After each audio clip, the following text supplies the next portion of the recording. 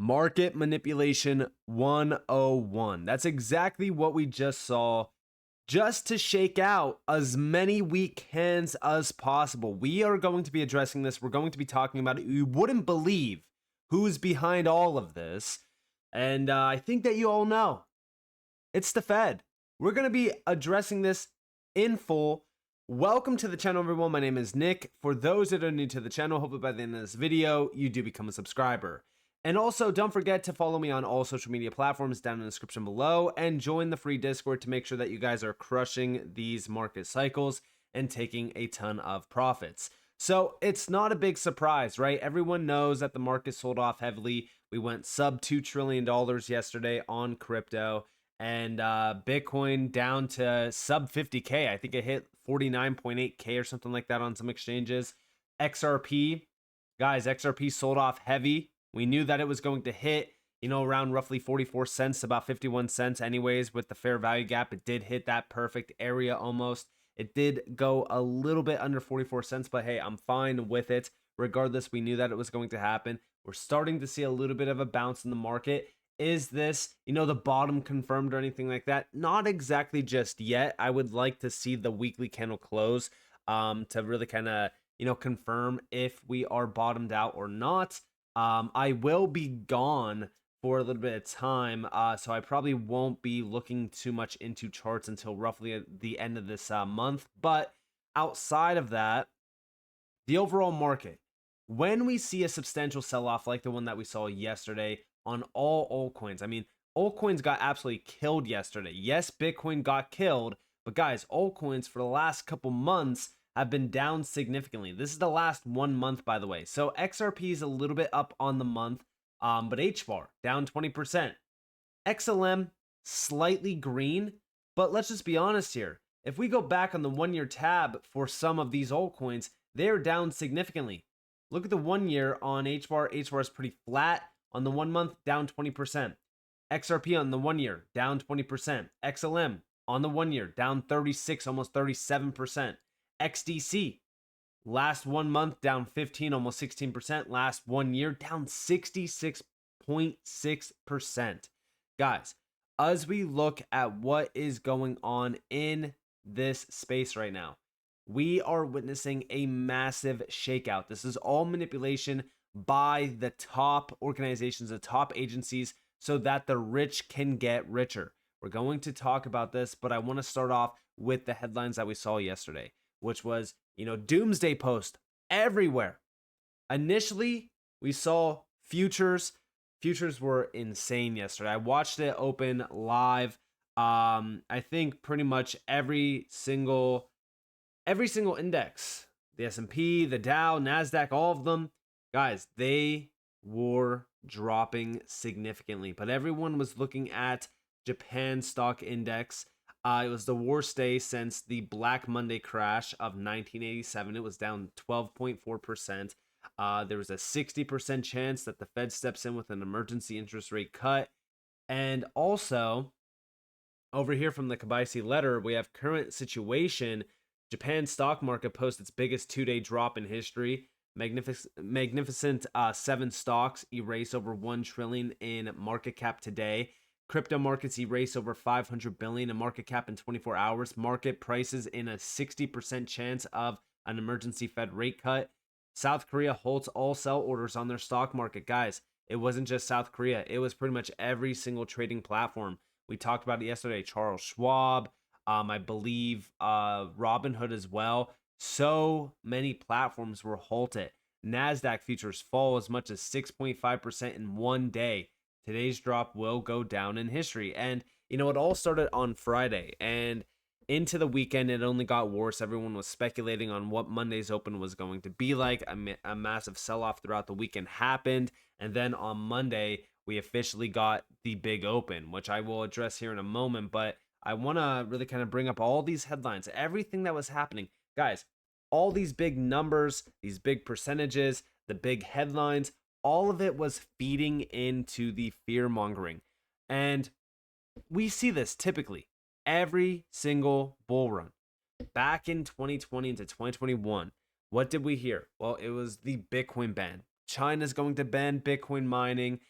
India is going to ban Bitcoin mining. Like, it was a constant psychological war that was happening around headlines, pushing the prices down. Mainstream media like CNBC was getting extremely bearish. I mean, it was just, it was a wild day. Let's just be honest.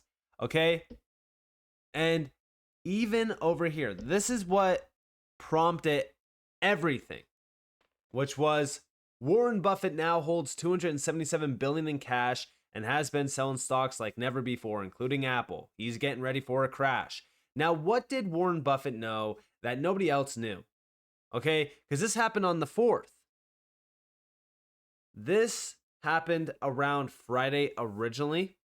The 4th was the weekend, as you guys probably are aware. So this happened on Friday.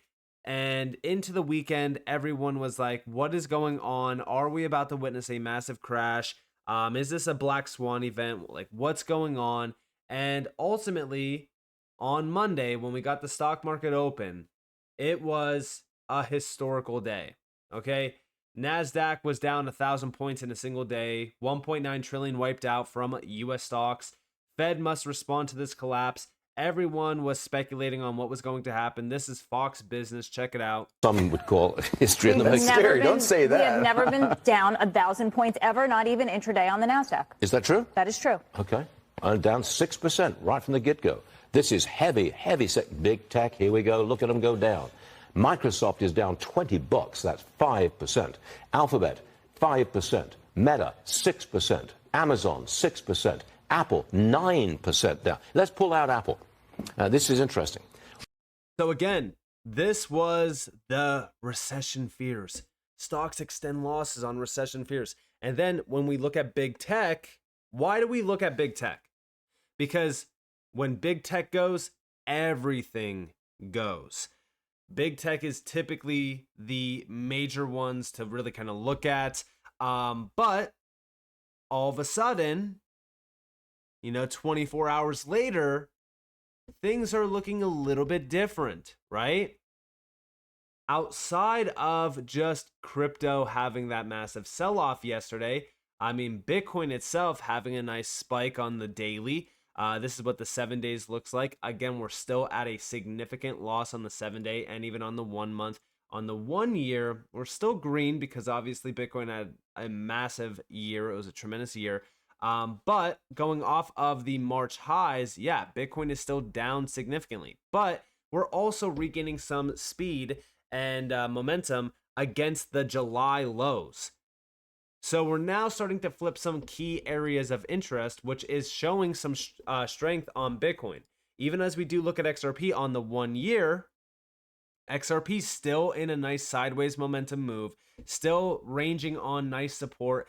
The daily candle close was pretty solid for XRP as well. If we actually take a quick look at just TradingView real quick and we go to the daily, this is where XRP managed to close, right around roughly 48 and almost a half cents. This is significant support. I outlined this in a short video on the channel if you guys do want to go check it out as well. I mean, even if we just take a horizontal line, throw it on support here, you can clearly see how we have bounced off of this area, how this area has held up in terms of support. Even if we take a quick look at the 1 week as well on XRP around the 48 and almost a half cent zone, you could see support right around this area, bounces around this area. Go back to January of this year, bounce off of that area into the March highs. This is significant support. So as we really look at some of these charts, and even if we look at Bitcoin as well on the daily, look at where we are closing at. We are closing above lows, specifically above the July low. This is very good to see. This is very strong in terms of strength. But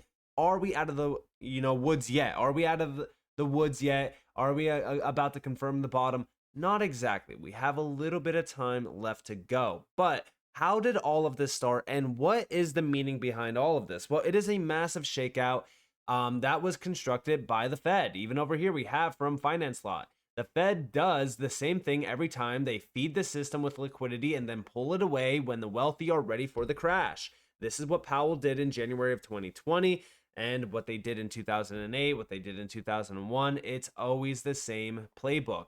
And that's why when we look at what Warren Buffett knew, was he getting some insider information from the Fed? Probably. Who knows? He's well connected. These are massive billionaires that control markets, control percentages of almost every single industry out there. So they know what's going on. They are insiders.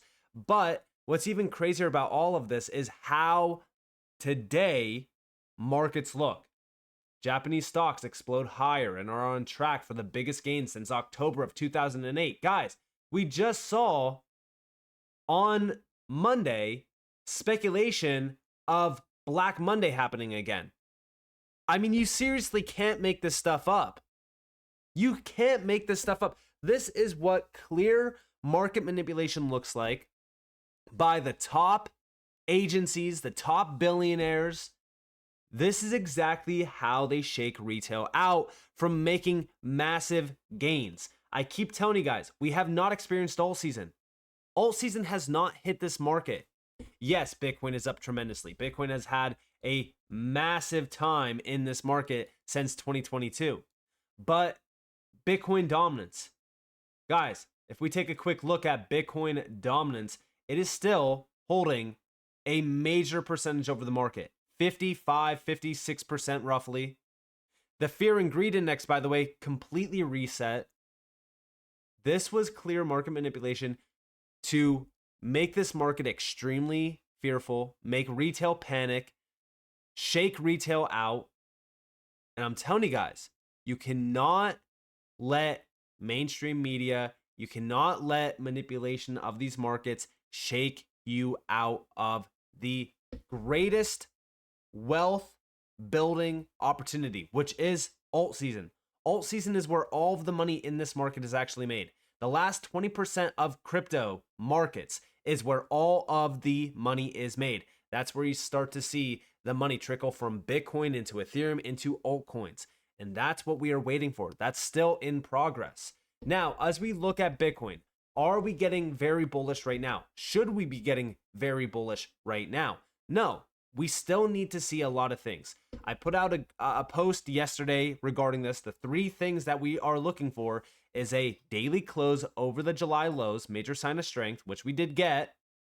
Weekly close over the July lows is what we are looking for. This is very bullish and a significant indicator of the bottom being in.